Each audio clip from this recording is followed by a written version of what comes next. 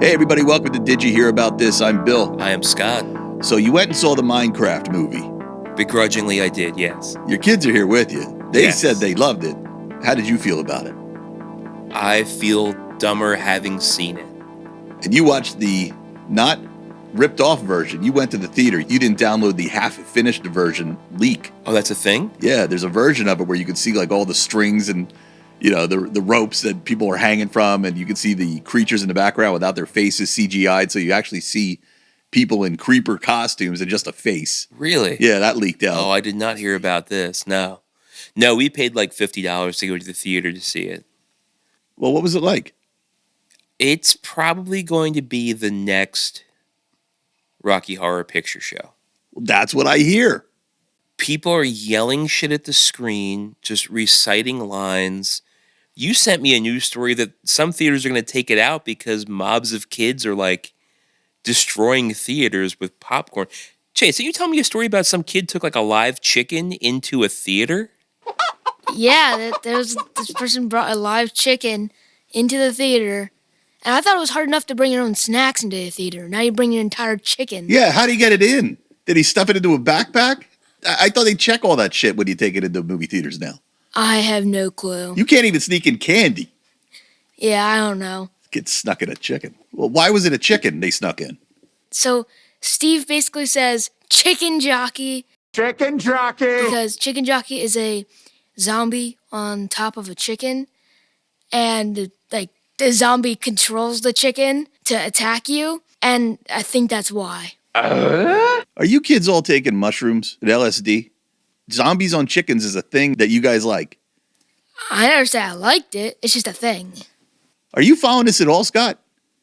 I was there, and when people started yelling shit, I looked at Jen and I said, what the fuck is happening right now? The kids are smiling ear to ear. They love this. Yeah, I guess it's a character in the game, and there was barely a story to this thing. It was barely a story. Really?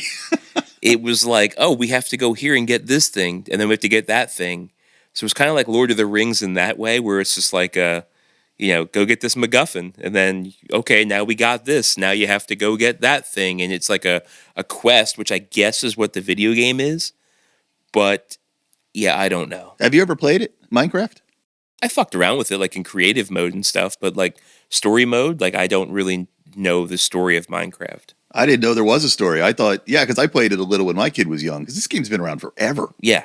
And it's fun. Dig, you find a big open cavern under the ground. You're like, oh, that was kind of cool.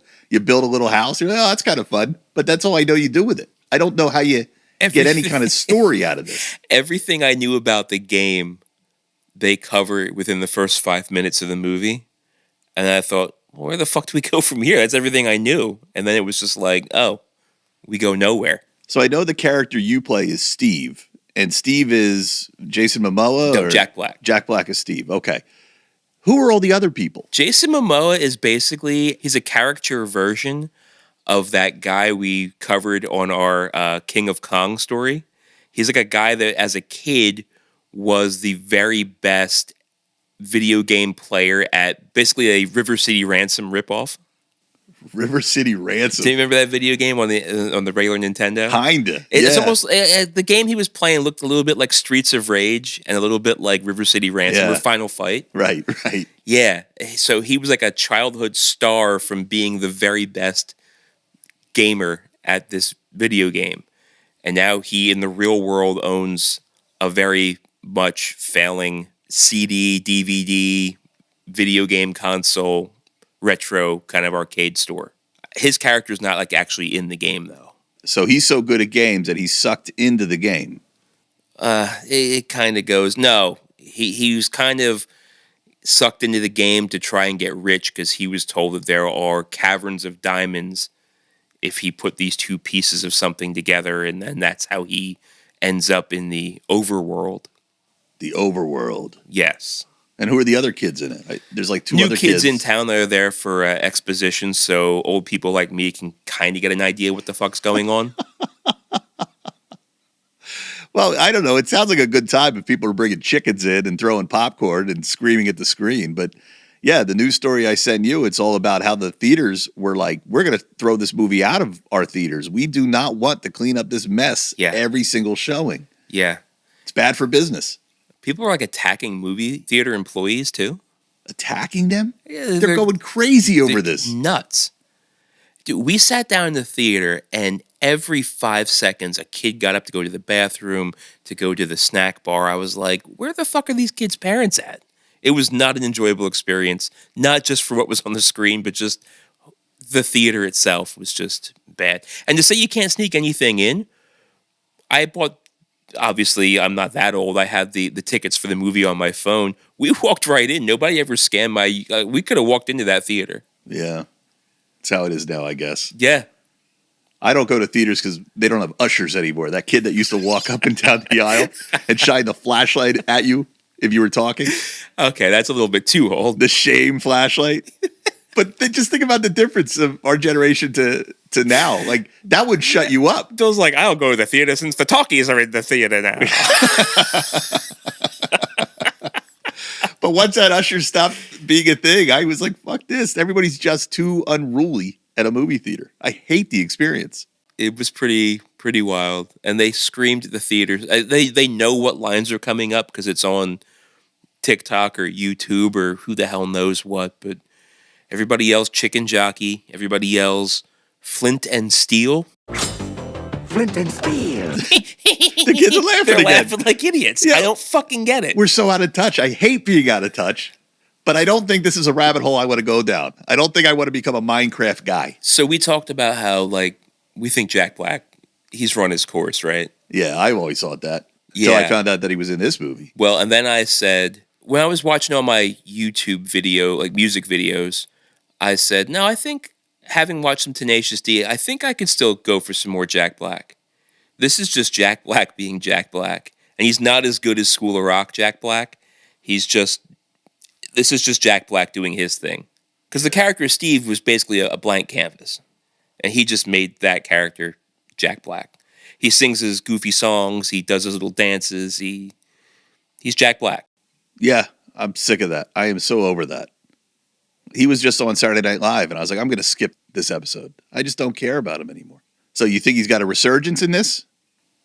Oh, kids are going to love him. They'll go watch. This is not the end of Minecraft movies. There's going to be more Minecraft movies. This thing made over $100 million. Yeah, no question. Sequel City. Did they leave the door open like a... We didn't stay for the post-credit, but apparently there's a post-credit where he meets Alex, who is another character from the Minecraft world, I guess. I don't know. Do you guys know? Oh, yep, they lit up. They lit up again. It's the like girl version of Steve. Oh, Alex is a girl. Yeah. So there you have it. Well, that's who's going to star in the next Minecraft movie. Because this is not the Minecraft movie. This is a Minecraft movie. I see. You guys are excited, huh? Oh, you're not, Cora?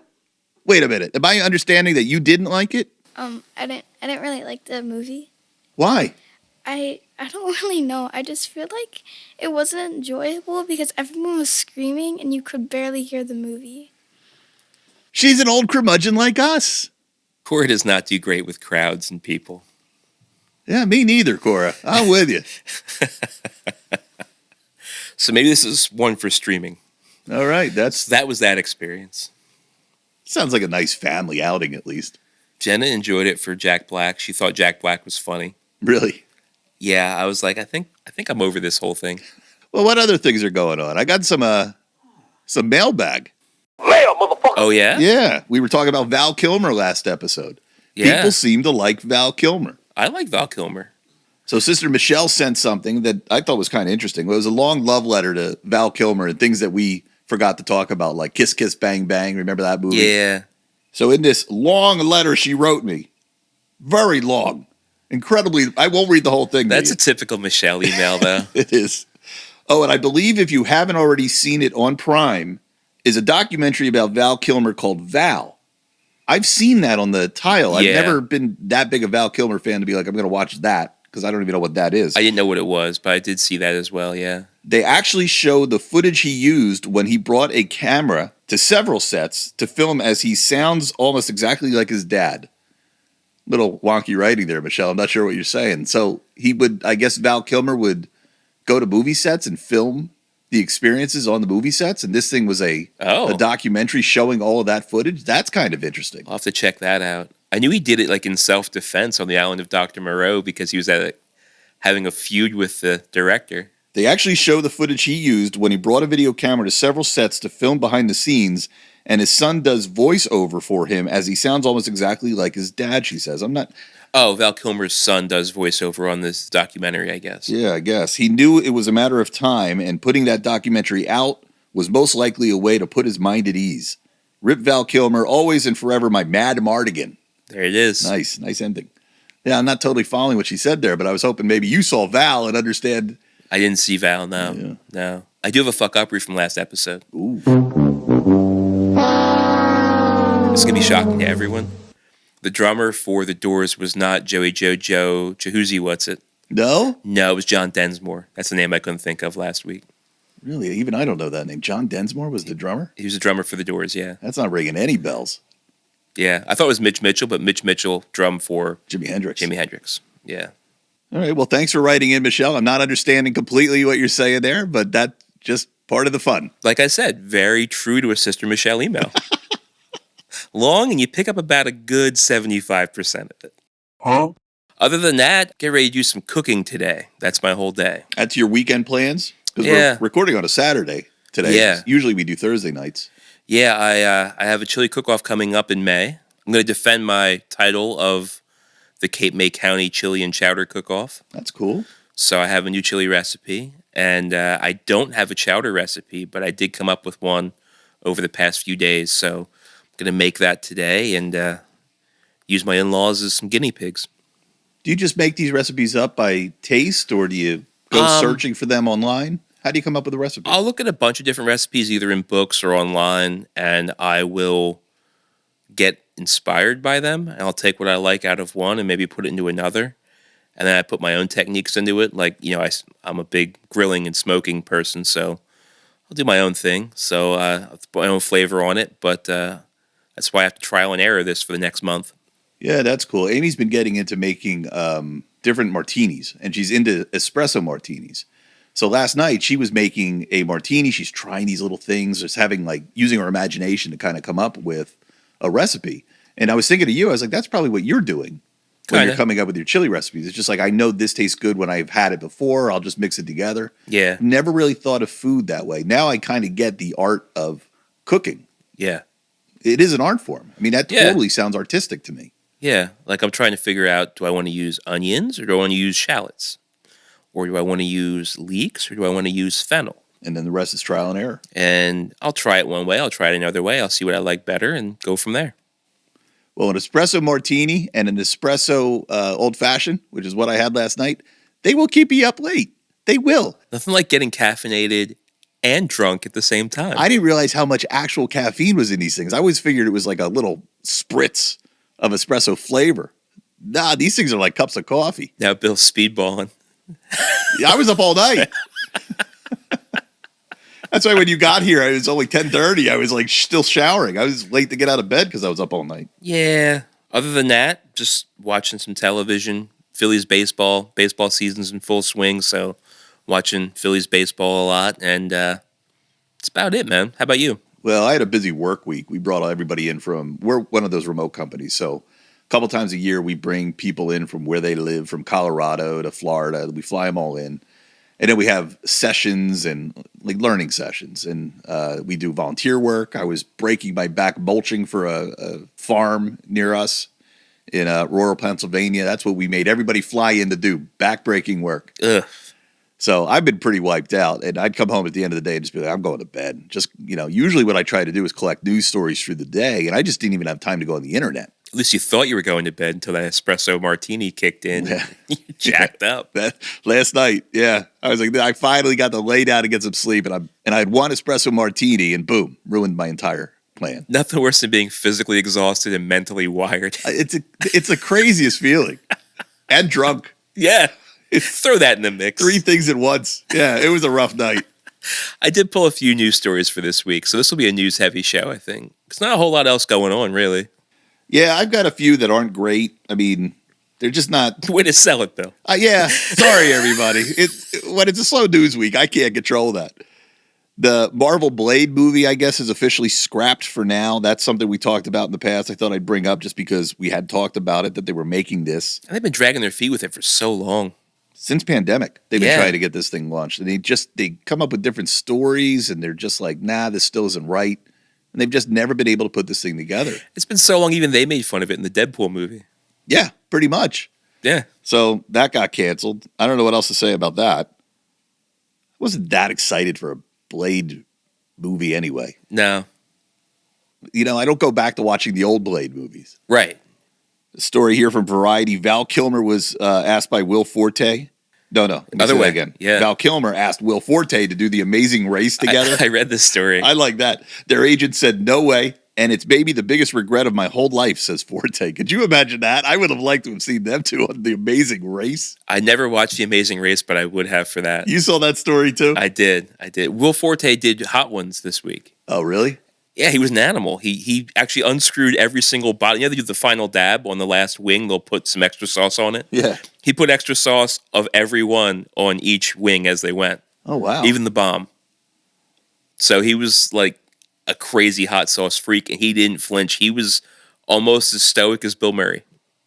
What is he promoting? He's not that big a star to be on Hot Wings. What was he doing? It's a great question. I don't really know. Usually they have A-list stars that are out promoting Oh, something. you know what happened? He does charity work for this thing called the Big Slick in Kansas City, which is a charity event with Travis Kelce was there for the Chiefs, and they have Royals. I think it might even be a softball tournament. And Will Forte comes. It's like a pro-am charity thing. And Sean Evans, the host of Hot Ones, anyway, he was involved in this Big Slick charity thing. So the two of them were friends outside of it because of this event. I think that was last week. So he just said, hey, why don't you come on the show? And he did. I like that other show they do too. It's like a spin-off where they have two guests and they're just kind of messing with each other. I don't know what they call that show. Is that First We Feast? The thing I saw the other day was Seth Rogen, because I'm watching that studio show, which I love that show. Yeah. And it was Seth Rogen and the woman who plays Agatha all along. What's her name? Oh, Blanking on her name. Catherine Hahn. Yep. So it was her and Seth Rogen just kind of messing around and having to eat hot sauce as they're kind of like trying to prank each other I or saw that stick on it to YouTube. each other. Yeah. But I know it's a hot wing. It's one of these shows based on what this guy's put out with. Yeah. What's it called? Hot Ones. Hot Ones. God, I can't even remember the name of that show. So I don't know. It's like my entire YouTube is filled with hot wings, hot sauce, hot lately. So Oh, man. Will Forte and Val Kilmer on The Amazing Race. What do you think they would have won? I've never seen that show. I don't know. I knew there were challenges they had to do, and they had to like get to certain places and do certain things to get there. I don't know either. But then again, my first thought is you don't get A-list celebrities on The Right. Amazing Race. But are these A-list celebrities at that time? I don't think they were. A great question. I think at the time, Will Forte was doing that Last Man on Earth show Right. Yeah. on Fox. And that wasn't killing it. No, I like Will Forte, though. he's funny. I root for him. I do too. Maybe I'd watch The Amazing Race just to see him on it. I think I would have to. They're making a Saturday Night Live in the UK. They just officially announced that. Yeah, why now? After 50 years of it being in the States, are they going to export it? I don't know. It's kind of run its course here. Now they're like, you know what? Perfect timing. Let's start this again over there. Well, it's not working so well here. I don't know that the audience is still into this show. It seemed weird. Why wouldn't this have happened earlier? Do you hear anybody talking about SNL like it's relevant anymore? Yeah, I talk to people about SNL. Yeah? Yeah. So people are still watching it. I just mean, never hear about it. I'm not watching it on Saturday night. I watch it on YouTube, but yeah. Yeah, you're right. That's when I would watch it. Like little clips. When I say I'm going to go watch Saturday Night Live, I'm watching the clips that are on Right. YouTube that are selected because they're better than the rest. I assume they don't put the entire show. Oh, they do. Every single sketch is on YouTube. If you go to the SNL YouTube channel, you can basically go through each full episode and musical guest and monologue and everything cut by cut. Really? I've always assumed it was just The certain best parts. of the best? Yeah, the best No, of the there's stinkers on there. I wonder why they do that. I guess they get that YouTube revenue, Yeah. the YouTube advertising, because you don't see the regular broadcast commercials when you're watching it on YouTube. Exactly. So I never thought of that. They're getting more money from streaming it on YouTube. Yep. Makes sense. I always feel the UK sense of humor, even the Canadian sense of humor, is so much different than the American sense of humor. Like, look at the BBC. They can do a BBC version of, like a Mr. Bean version of Saturday Night Live. Yeah, I guess. I mean, Mr. Bean's going back 50 years, but, that's weird. I have no idea what this will be like. It will probably be exactly the same. It's just going to be skits. Silly, dumb skits. What else could it be? I just feel like we're doing Benny Hill. We're doing Benny Hill. Yeah. SNL becomes the new Benny Hill.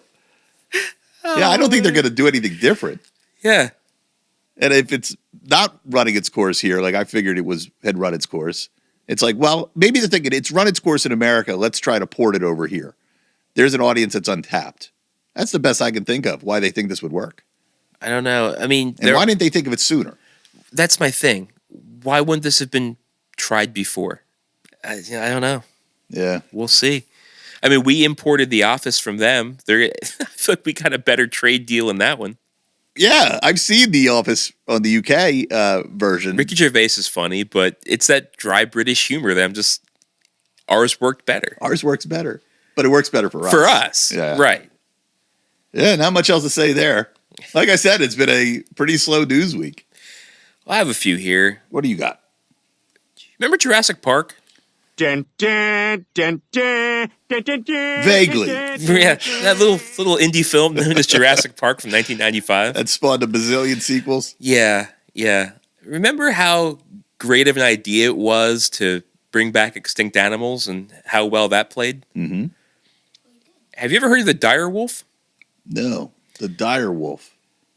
In pop culture, people might know the dire wolf. The dire wolf was the sigil of House Stark in Game of Thrones. Like, their emblem was a dire wolf. Huge, massive wolf. Well, from ABC News, here comes a story for you. I wonder if you heard about this. The recent claim that a U.S. biotechnology company resurrected the long-extinct dire wolf through genetic engineering seemed to shock the science world. The species of canine, about the same size as a modern-day gray wolf, was native to the Americas but went extinct about 10,000 years ago. This is crazy. Right? Colossal Laboratories and Biosciences, the company behind the revived dire wolf and based in Dallas, Texas, said it is a scientific breakthrough for global conservation efforts and is even trying to bring back the extinct woolly mammoth by 2028. Oh, my God. However, a number of bioethicists and ecologists say they are skeptical that the animals created are actually dire wolves and said there are ethical concerns, including where the animals would be kept and if they could ever survive in the wild. This is exactly how Jurassic Park started. They just got to buy an island. Just do all this on an island. There you go. With a security system. That malfunctions. And make sure that the island is somewhere where hurricanes are prone to happen. Yeah. All claims of de-extinction are the invocation of a metaphor. Wow, that's very deep. And what they have produced and what they will at some point produce may be technologically impressive, but they are not and never can be the actual previously extinct creatures, says Samuel Gorovitz, professor of philosophy at Syracuse University. Well, no wonder it was such a deep thought. He's a professor of philosophy. Right. So there you have it. So the debate over the ethics of this and are these even really dire wolves is raging on now. This is fascinating. Now, this is a good news story. You found the good news story. Dire wolves kept popping up on my newsfeed. I was like, Game of Thrones has been, what are we talking about dire wolves for? And then I just did a search and it was like, oh, they're alive after 10,000 years? What?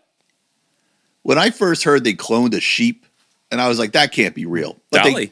They cloned a sheep. They created life. Yes. They played God, and they were successful. And I'm like, what's going to be next? And then you don't hear much until today. I learned that they're making dire wolves again. Do you want to know how they did it? Please tell me it's like Jurassic Park. I won't tell you. I'll let Beth Shapiro, Colossal's chief scientist, tell you. She previously told ABC News that her team extracted direwolf DNA from 2 existing fossils to better sequence the animal's genome. a close relative of the direwolf was used as the base. This is exactly like It's exactly I feel like Jurassic Mr. Dino DNA. Right. What was his name? Mr. Mr. DNA? DNA. Yeah. Yeah. Bingo. Dino DNA. Instead of using frogs, they used existing wolves. And instead of amber, they pulled it from a fossil. Yeah. Wow. Incredible. Shapiro said the team took a gray wolf genome, which she described as genetically 99.5% identical to dire wolves, and edited those cells at multiple points to contain the dire wolf DNA.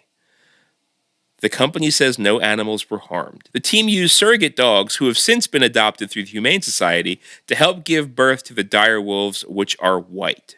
And they are very cute looking dogs. I mean, these wolves are very cute looking.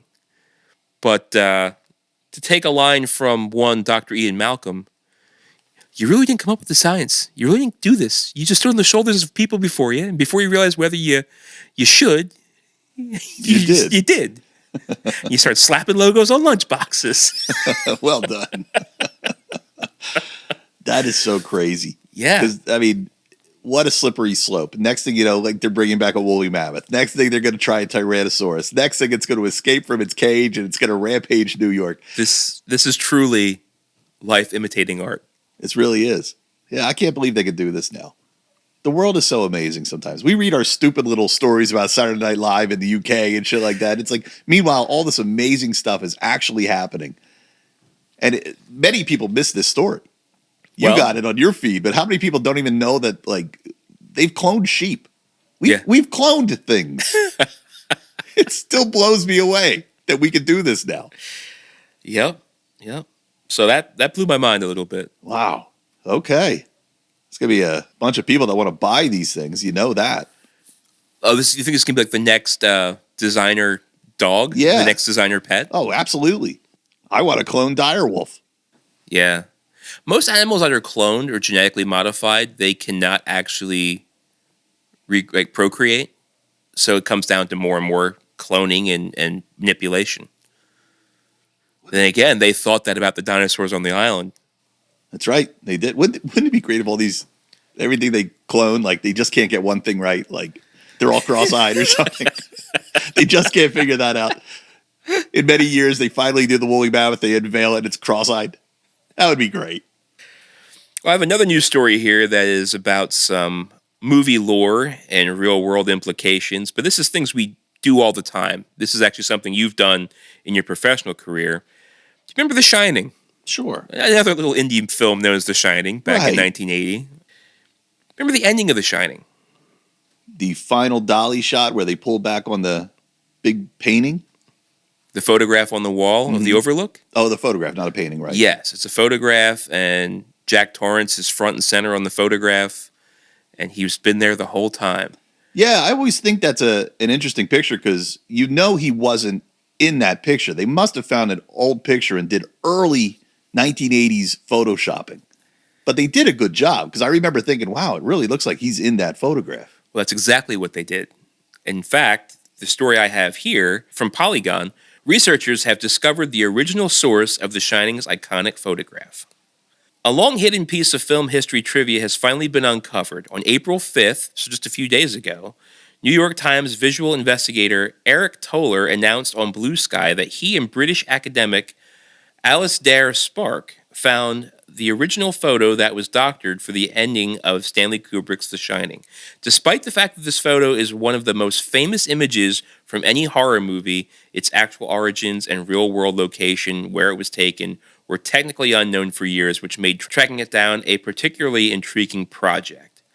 So Toller goes on to explain on Blue Sky that this was rumored to have been part of the Warner Brothers archive, but he says there's no such thing as a Warner Brothers archive. So it was kind of like a dead end, where this photo came from. So they enlisted AI to do facial recognition for people in the photo. And they actually tracked down one UK dance instructor, Carlos Casani, who was in the photograph background. And that helped them narrow their search down to photo archives just in London specifically, because he was based out of London. He would have been at a party in London. So, eventually their quest led them to the BBC Holton Archive, now owned by Getty Images. And after a long search, Toller says that the vice president of the London Archive finally located the photo and discovered it was taken at the Empress Ballroom in the Royal Palace Hotel in London during a Valentine's Day dance held on February 15th, 1921. Wow, that's incredible. That's killer. Yeah. Do you remember what the bottom of the photo said on The Shining? No. It said it was New Year's Eve. So this was actually a Valentine's Day ball, not a New Year's Eve ball. But we've got the best balls of them all. Just think about the time and resources that went into doing this. Who paid these guys to do Who this? gives a shit, really? I mean, it's funny that they found it, and it makes for a, did you hear about this news story? But you're right. What kind of resources went into this? Yeah, how many people were like, we need to find this? No, you need to do something that makes money. Yeah. Yeah. This isn't going to make you any money. And basically, there was no Photoshop at the time in 1980, so they had Jack Nicholson dress in period-accurate clothing, snap his picture, and basically put him in the front of the photo. I guess that's what they did. It's exactly what they did, because this story on Polygon actually has the original and has the doctored version, and it's very seamless. You can't tell. Really? Yeah. That must have taken some work and some luck. Well, To be Mr. Torrance, you've been here the whole time. Yeah. Yeah. Whose dream was it to chase that picture down and they actually found it? Because that would have been my thought. It would have been in the Warner Brothers prop house, but Warner Brothers doesn't have one. It says the Warner Brothers archive is not like an actually existing thing. And who knows, Zaslav keeps tearing down Warner Brothers animation studios. Maybe he tore down the fucking archive building too. I couldn't tell you. Do you ever watch those YouTubers that go into those prop houses sometimes Yeah. and tour it? Yeah. I love those videos. Yeah. I love those. I was just watching Adam Savage the other day, and they Yep, found the that's Ed who I 209. usually watch. Yeah, the Ed 209. They brought that down from a shelf, a big shelf in a prop house, and they let Adam come in and look at it and poke at it. And Well, take then it he'll apart. usually go back to his shop and make a recreated version. He did that with a lot of Hellboy stuff. Oh, I didn't see him make a new Ed 209. Well, I don't know if he's going to make anything that big, but like a lot of the costumes he wears to Comic Cons and stuff, Yeah. he will go to the prop houses. He used to work in the industry. He did special effects for the Star Wars prequels. Yeah. So he That's knows cool. he has a lot of connections that he can get access to the original. And when he makes his recreations, it's screen used accurate. I don't have any plans to go back to LA, but I think next time I go, I'm going to at least go to one prop house. I want to see all those. I love props. Yeah. Seeing them in person. I used to love going to Planet Hollywood and and Hard Rock Cafe just to see like pop culture pieces of history. But nothing's going to beat a prop house. Yeah, right.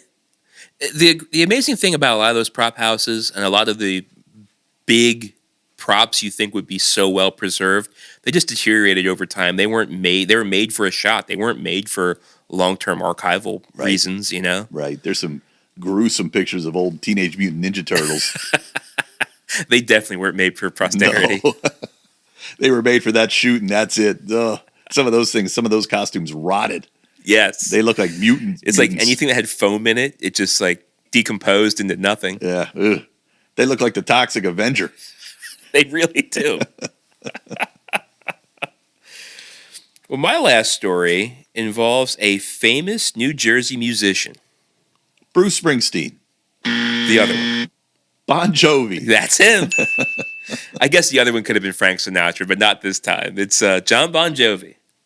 So John Bon Jovi, after his musical career here, has become a real philanthropist. This comes from People, although I saw this story multiple places. I have this one here from People magazine.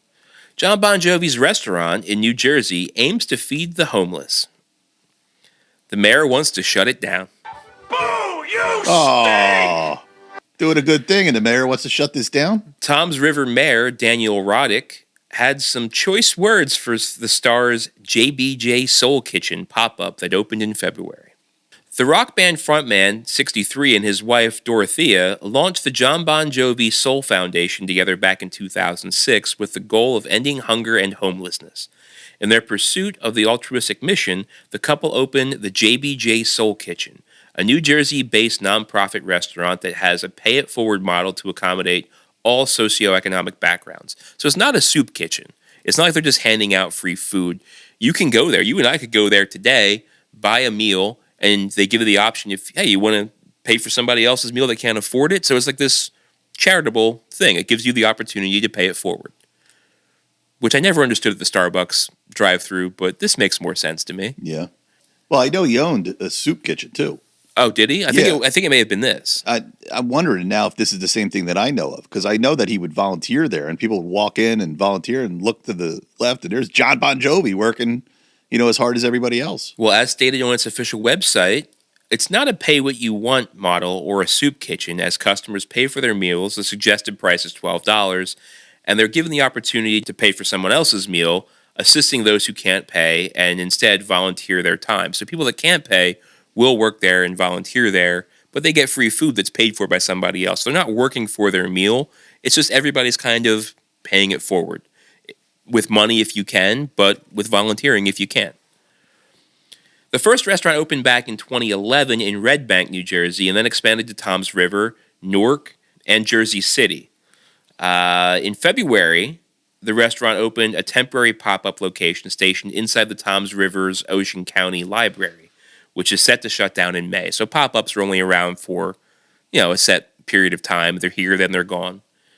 And while most residents praise the Star's commitment to the care of the Jersey communities, Toms River Mayor Daniel Roddick has a different opinion on the setup. The mayor reportedly believes the restaurant is driving up the homeless population in the town by encouraging unhoused individuals across New Jersey and even neighboring states to congregate around the eatery.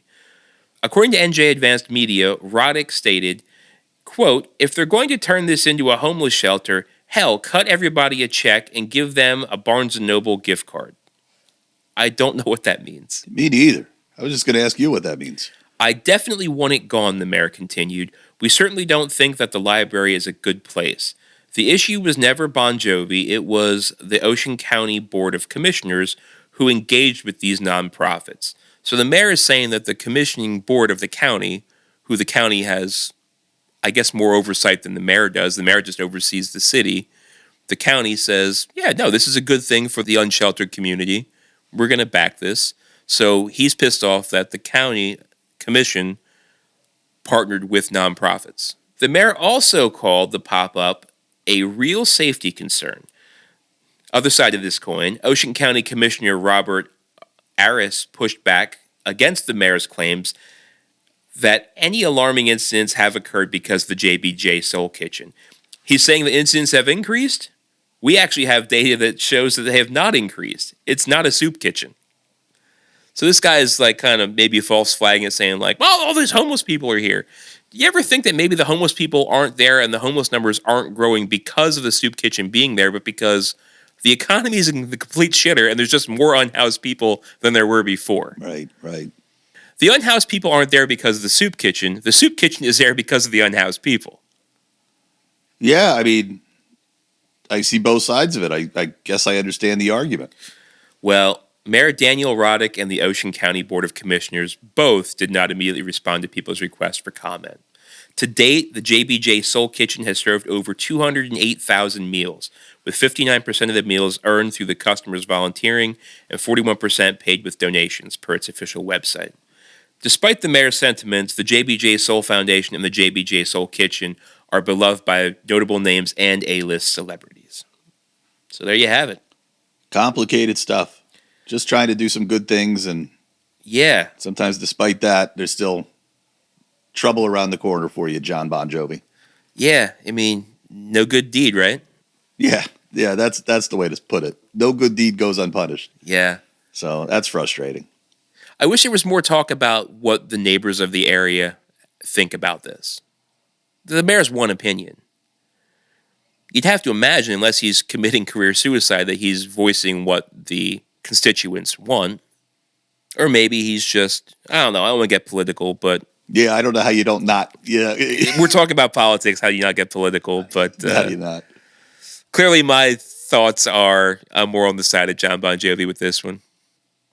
Well, he's a good guy. I mean, there's a lot of asshole celebrities out there, and there's a few that are really great people. And everything I've ever heard about John Bon Jovi is he's a stand-up great guy. So he's trying to do a good thing. John Bon Jovi was the original Rob McElhenney and Ryan Reynolds when he bought the Philadelphia Soul. It's true. Only he didn't put it on television and make a profit off of it. He didn't? No, I mean, well, yeah, nobody gave a shit about arena football. He didn't write like "Welcome to Philly." It wasn't "Welcome to Wrexham." Yeah. I mean, I'm sure he was trying to make a profit on it still. Yeah, but not through television. Does he still own it? No, I think he sold it. I don't think arena football's a thing anymore, is it? I don't know, I don't actually. know. I never saw. And to be fair, Ryan Reynolds and Rob McElhenney probably spent a shit ton more money on that soccer team than what they made on that FX show. Yeah, Yeah, there's good celebrities out there, and there's bad politicians. that's true. Well said. On the other side of that coin, there are asshole celebrities and there's good politicians. So I don't know where this story lands. I want to believe John Bon Jovi's a good guy. Still looking for the good politicians, but I'll take your word for it. Well, we came in here with a bunch of what we thought were small, boring news stories, and you really nailed it. Well, I told you, we're either going to have a really short episode or we're going to make something out of nothing. And we haven't had a short episode yet, so here we are. And we made something out of nothing, because there was some really interesting stuff I did not know about. Well, that's what we aim for here. Did you hear about this? So if you didn't, now you did. Very good. So thanks everybody for listening, and tell some friends. Maybe they haven't heard about this either. Let's educate them. And we'll talk to you next week. Chicken Jockey.